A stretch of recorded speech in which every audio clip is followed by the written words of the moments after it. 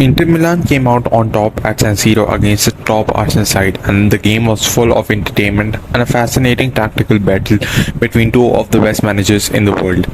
And we'll look at exactly how Inzaghi was able to checkmate Arteta and lead his side to victory.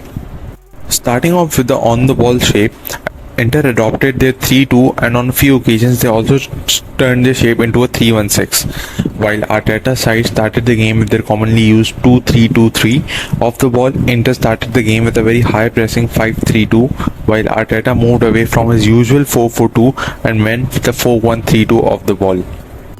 Arsenal kicked off the proceedings with a very interesting kickoff routine, and although it didn't lead to any major chances, the indication of the game being a very interesting one was there from the start.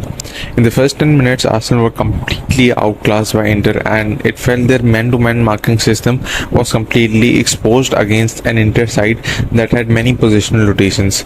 Look at this instance when Çalhanoğlu dropped deep and Saka tracked him there, but leaving dissect completely free further up the pitch.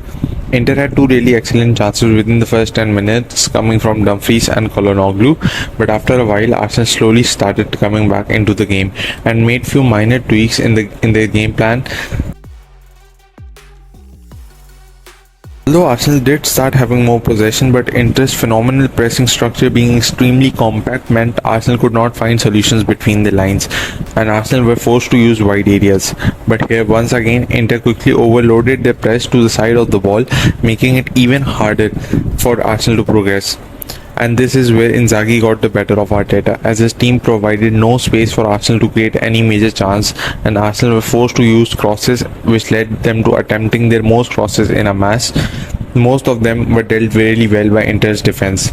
Inter's also tag team on Arsenal's main man Bukayo Saka, leaving him with no space, which resulted in a quite unusual performance from him. And a lot of credit for keeping Saka quiet goes to Dissect, who dealt with him brilliantly. Inter's third man combinations were extremely dangerous, and many of Inter's best opportunities came through them. This was also a very physical and intense game, and both teams are well known for their physicality, and we saw a lot of duels being contested throughout the game. Inzaghi was already getting the better of Arteta in most aspects, but as Arsenal slowly started getting into the game, Inzaghi immediately changed his tactics from pressing high and to sitting deep, while absorbing pressure and waiting for the right opportunity to counter-attack. And this is exactly what happened in the 45th minute, and the counter-attack from Inter led to a free kick, which later resulted in the penalty for Inter.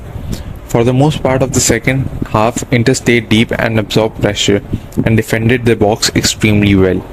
They did the basics, but did it to perfection, and this is what exactly won them the game.